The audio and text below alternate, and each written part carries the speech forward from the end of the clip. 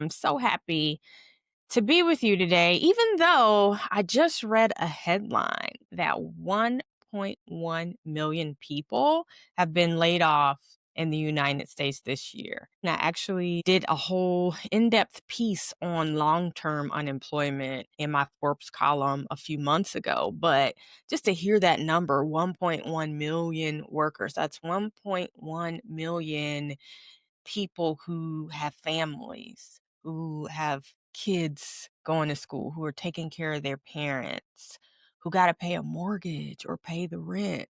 That's a lot of people. And for many of those 1.1 million workers, the type of work that they do, the type of jobs they're accustomed to doing, they're not coming back. That is what the reporting is saying. And so I've been thinking a lot about how the work that I really built my career on, helping people stand out, helping people communicate what's unique and relevant about their skills and their talents, how that is just extremely critical. And I cannot sit on my hands and not talk a bit more about how we all need to be embracing, whether you call it personal branding or something else. You need to know how to get clear on what you bring to the table and tell your story for a job, for clients, for projects, for work, for survival.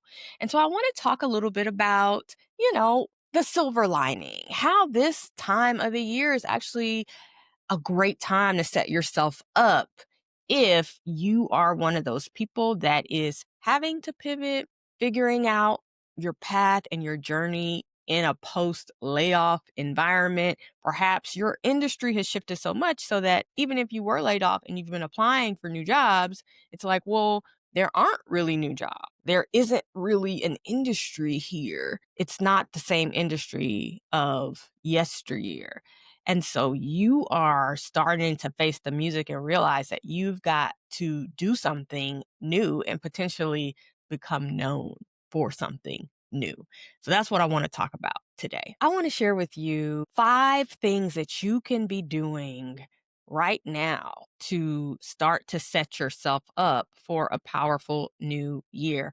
And the first thing that I recommend that you do is to reconnect with the people who have engaged with your work before. And so if you already have a business and you already sell to clients, talk to your past clients, get back in touch with them. Maybe there's something that you can do for them. Maybe the time has come for you all to work again.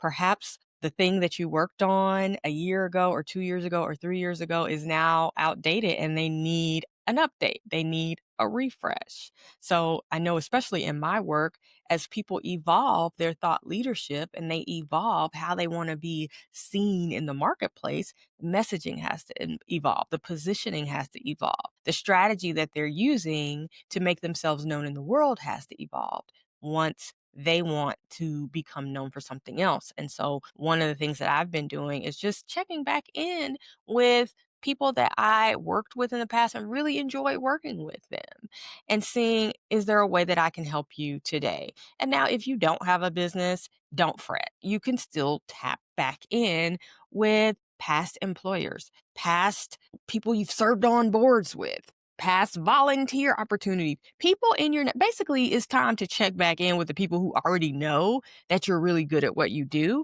and to see what leads they may have, right? Maybe it is supporting them, but perhaps it is an opportunity within their organization. But now is the time to check back in with the people who already know, people you don't have to convince because they've seen the quality of your work.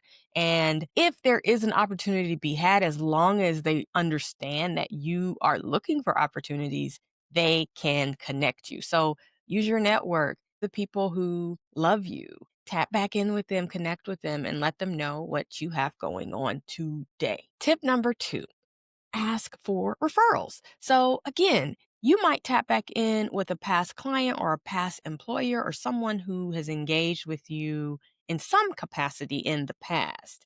And now perhaps they can tag you in on some new work because they know exactly what you have the capability of doing.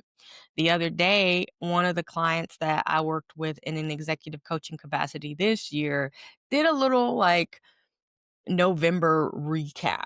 And she was reflecting on the year that has passed and some of the key people who really helped get her through it.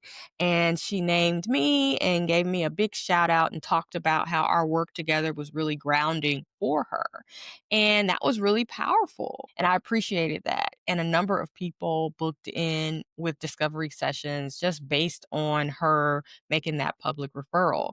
And so if you have past people that you've worked with before and you know that you did a great job or you know that they love you and you have a clear idea of what types of opportunities you want to plug into next year. So whether that is, okay, I want some new coaching clients, or I want some new event production work, or I would like to go into yoga studios that have capacity to host 50 people and teach my new yoga meditation series. Whatever it is you want to do, reach out to the people who already know that you can do it and ask them to put you in touch and ask them for the referral. Again, maybe they can't directly work with you again, but those are some of the warmest people that we can ask to pass our name along.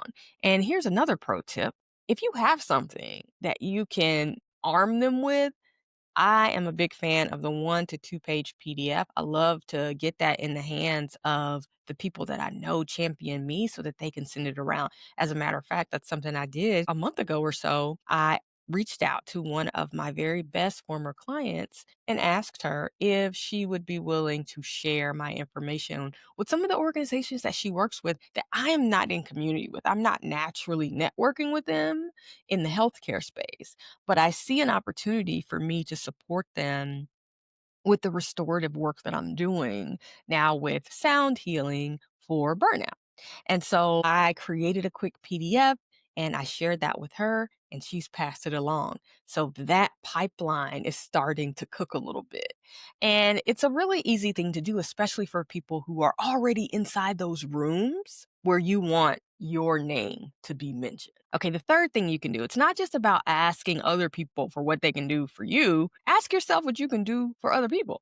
So the same way you're asking for referrals for yourself, maybe it's a great time to talk about the people who helped you along this year, to speak their names in rooms or to post their names on LinkedIn and just share how they have helped you. It goes a long way, and you would be surprised at how just that bit of generosity, that tiny moment of generosity, could make or break someone's year. That could create an opportunity to put them in a room that they might not have been in without your mention and your support. So be generous. Think of the ways that you can pay it forward. And remember that as we engage with our connections, as we request referrals, give referrals, talk about the people who've helped us, it's only creating this powerful ecosystem of success. Think about it. You want the people in your network to win. Just like you want to win, you want them to win. And if they're winning, they can pull you up. And as you win, you can pull them up. So think about who you can shout out or how they supported you or made the difference in your life and your work this year. All right, this is a stealth tip number 4. This is a great time of the year to follow up on the people you've been having conversations with in 2025. This is a great time of year to circle back to say, hey, I know we had a couple conversations. We had a discovery call. I did an interview with you and your team. I just want to check in and see how things are going with you. Do you still need help? How did whoever you hired work out? If you hired someone, or did you kind of go in a different direction? And if so, how did that go? The point is, you want to open the door for a conversation about how things are going for them and get them to reconsider whether or not the solution you proposed earlier in the year could be a good fit for their needs. They've had a little bit of time to think about it. So perhaps now they realize, okay, I thought I could just DIY this, do it myself. I really need support. Or it's really worth the investment to have someone who knows how to do this and has done this before, to have them kind of take my hand and help me through this challenge. So follow up on the people that maybe ghosted you earlier this year. Maybe you had a call with them and it just kind of fizzled out and didn't go anywhere, but you really felt like, hey, if I were able to work with them, I could really help them. Perhaps it's a hiring manager or a team member who you interviewed with. Why not just reach back out to stay in touch and not always be in the posture of what can I get, but how can I help? How's everything going? Did it work out? And keep me in mind if you should ever need what I do. I'm still here. I still do this work. I am still in the game and I am still available if you want to re engage, if you want to talk. But following up over the years has just been such a powerful way for me personally to like close out things strong. Like you think people didn't respond and they don't care and they don't want it, but sometimes they got busy. Sometimes personal things happened at home where, okay, this was my focus, but now I've got to shift my attention elsewhere. And so I had to put it on the back burner. But give it some time to settle. And then you come back with the gentle reminder, the gentle follow up, the gentle check in. You'd be surprised at how often this can turn into real work, even after months of not having spoken to someone who in the past expressed a true need for what you do. All right, my fifth and final tip is to reinforce to your network who you are now.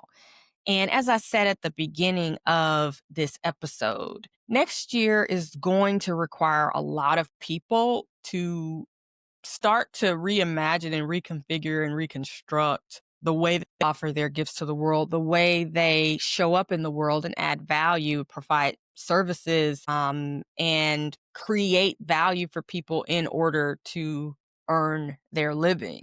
And so if you're in an industry that has changed or has experienced significant layoffs, contraction, and that growth is not coming back, you can't just sit on your hands and wait for things to change in your favor. You may have to face the reality that things are forever changed and you are going to have to change as well. And so if you're going to have to change and you're going to have to pivot the way you offer your skills, then you also need to start communicating to people how you now offer your skills. So if you need to be known for something new, that is something that you should start using this end of the year time as like a perfect opening to just update people on what's changed with you, what's new with you. And it doesn't even have to be like how you work now or the new industry you're in. It could just be the new interest that you have that might now intersect with someone on a personal level.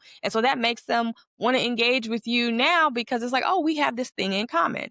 Case in point, for me, this year, I really dove into adding more wellness modalities to my work because I see how much the high achievers who are experiencing burnout, yes, they want to brand themselves and reinvent and find the work that is more aligned with their strengths and their passions and how they want to make an impact in the world, because obviously that reduces the opportunity for burnout when you're doing the aligned thing. But along the way in that journey, there is just so much that we have to contend with from a nervous system standpoint. And so as I'm coaching people, I'm trying to kind of coach them through building a brand or pivoting their career or changing their messaging. I'm also realizing that I really got to support them as they're dealing with the stress, the exhaustion, the overwhelm, the anxiety of having to make these shifts, especially in midlife, because so much compounds. And once we get to this phase of life, it's just really hard to carry all of these competing weights and pressures and still show up as our best. And so for me, I introduced sound bath meditation because it's something that's helped me personally over the years. Since the pandemic, I have come to rely on sound baths to just, I literally feel like sound baths are holding me together. I'm hanging on by a thread some days and I'm held together by a cup of coffee and a sound bath. And so because I love sound baths so much, I decided to learn how to facilitate them. And that's something that I am weaving into the broader work I'm doing with high achievers around both their branding and their burnout. And so that requires me to talk about the sound baths and to weave that into the messaging and to share with people that this is something new that I want to be known for. And so if you have something new that you want to be known for, this is a great time to roll back the tape of the year and let people know your thinking behind how that evolved and why you are doing this new thing or offering this new thing or interested in this new thing, just again to get alignment on your interests, their needs, and how we could potentially collaborate in the upcoming year. And on that note, I am excited because for December, I decided that I am going to do a workshop on becoming known for something new. And I'm teaching the framework that I've taught to hundreds of clients over the years for personal brand positioning. How do you get a clear, concise message, the evidence and social proof, create some of the messaging around thought leadership, and then actually broadcast that message into the world in a strategic way that really depends on who you are and who you're trying to reach.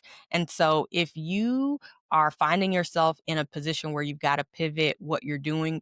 Maybe you left a job this year. Maybe you started a business. Maybe you closed a business. These are all examples that I have seen direct from my coaching clients in 2025. So if you've experienced any of that, or if you just realize, you know what, the job I'm in, the role that I'm in, it doesn't work for me anymore. So I need to figure out how I can make a pivot. The Known for Something New workshop is happening on December 26th, and I'm excited about it. I'm going to take you through my framework and show you how to develop a one-page brand blueprint that maps out the whole thing from 0 to 100, right? So the message, what do I need to be saying? How do I describe myself? Who do I need to get in front of? And how do I get in front of them? Everybody is going to have a different process to do this, but I'm going to take you through the process to create this one-page blueprint that I've used with clients over the years. And then after that, I'm also teaching a follow-up workshop on brand momentum because I developed a brand with purpose personal brand planner a few years ago, and I rely on it to help me stay accountable and stay committed to what I'm doing with my brand platform, how I'm creating visibility, and how I am generating revenue month after month. And so I'm going to take you through how you can use the system of that brand with purpose planner to create momentum for your 2026, especially if you just learned how to become known for something new. So I'll share the details for both of those workshops, and I hope I can hang out with you at the end of the month and we can learn and grow together. So, in closing, the work world as we know it is shifting. You've seen people talking about portfolio careers, the rise in gig work once again, AI disruptions, the layoffs, all of the things. And so I personally believe that learning the skill to make yourself known for something new is one that you're going to need, I'm going to need, we're all going to need, especially as we venture into 2026. And I want to arm you with the skills because here's the thing, even if you've never talked about yourself, or captured your brand, communicated your brand, or created messaging, it's a skill set. It's a career skill set. It's a survival skill set, honestly, that you just need to have. Whatever you're doing, you need to know how to drill down to the important elements of what it is that you're doing and how that creates value for someone else. And so, even if you're not pivoting right now, you probably will need to pivot in the next 12 months in some sort of way. So, go ahead and start practicing these skills and learning how to communicate your value so you're not caught out here at the mercy of a big company that maybe has decided it no longer has use for what you do, but you still have value. Somebody still has a need for what you do. And so it's just up to you to figure out how to communicate what it is that you do and get in front of the people that need it because people need you. I know they do. So thanks for listening. I'm so excited to be with you, and I'm so excited to be in community with you for these upcoming workshops. Share share this episode with somebody who needs to become known for something new and needs to close out 2025 with some new opportunities on the table.